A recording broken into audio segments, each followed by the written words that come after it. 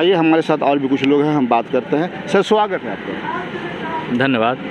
Sir ये बताएं, आपके सेंट्रल में केंद्र सरकार की बात की जाए तो वहाँ भाजपा की सरकार है पिछले 9 साल से, प्रधानमंत्री नरेंद्र मोदी जी हैं।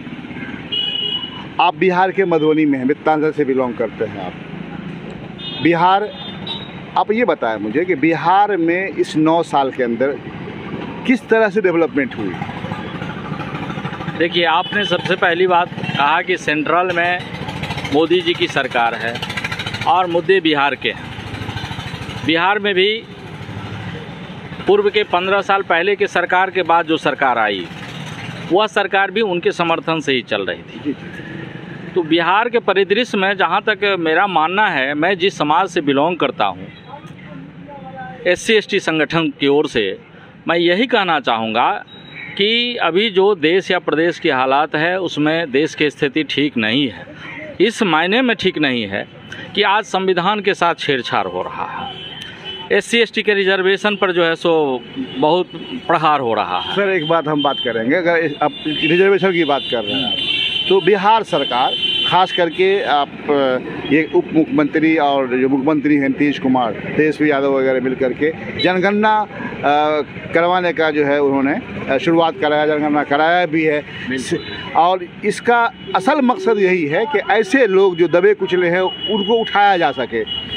बिहार सरकार के इस काम की बहुत जगह तारीफ़ हो रही है, बहुत लोग तारीफ़ कर रहे हैं, लेकिन इस काम को भी बाधित करने का प्रयास भाजपा वालों ने किया, ऐसा इल्ज़ाम है। इस पर क्या कहेंगे आप? देखिए, पहले भी जो सरकारें आई और अभी भी जो सरकार है, मेरा मानना है कि कुछ प्रतिशत लोग ही हिंदुस्तान में, जिनकी संख्या नगण्य के बराबर है, वह शासन में रहकर इस वर्ग के साथ भेदभाव किया है और वह कभी भी नहीं चाहेंगे कि जातीय जनगणना जो है उसको उजागर किया जा सके, प्रकाशित किया जा सके।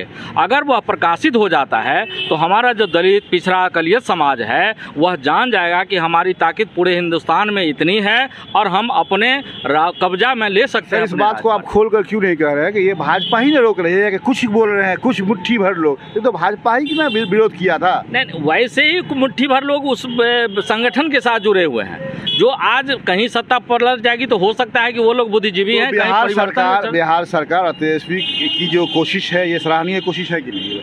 बिल्कुल ही सराहनीय है। पूर्व में भी इनकी जो सरकार थी बहुत पहले, उस समय में दबे कुचले लोगों को मौका मिला था, MLA बने, मंत्री बने और गांव गरीब के लोग जो हैं अधिकारी के साथ ऊंचे आवाज़ में अपने अधिकार को मांगते। काफ़ी तजर्बेकार लग रहे हैं। एक बात और जानना चाहेंगे, बिहार को देखिए आप और गुजरात को देखिए, दोनों का कंपेयर कीजिएगा तो लगेगा गुजरात काफ़ी डेवलप्ड है, बिहार डेवलप नहीं है। क्यों, ऐसा क्यों? देखिए, बिहार के साथ केंद्र में जो भी सरकार आई वह भेदभाव हुआ है, बिहार के साथ अन्याय हुआ है। सरकार को चाहिए कि निष्पक्ष भाव से जो प्रदेश पिछड़ा हुआ है उसके उत्थान के लिए हम पैकेज दें, स्पेशल पैकेज दें, जो बिहार को अब तक नहीं मिला उसकी आवश्यकता है। आज भी सरकार बिहार को अगर स्पेशल पैकेज देती है तो बिहार भी गुजरात जैसे और भी विकसित जो है राज्यों की तुलना में वेल डेवलप्ड। आखिरी बात जानना चाहेंगे आपसे कि बिहार के दरभंगा में एम्स बनने की बात है। बिहार सरकार ने ज़मीन भी दे दिया,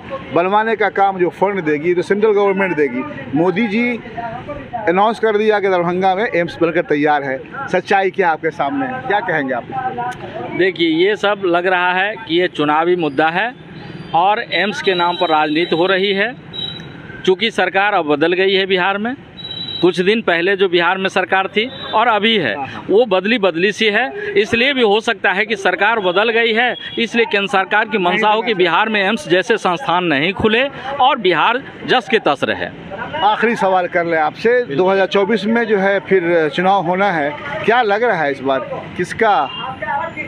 देखिए, जहाँ तक 24 का चुनाव है, हम लोगों का मानना है कि जो समाज वर्षों से उपेक्षित रहे हैं, वंचित रहे हैं, अगर वो जगेंगे तो केंद्रीय सत्ता में परिवर्तन जरूरी है।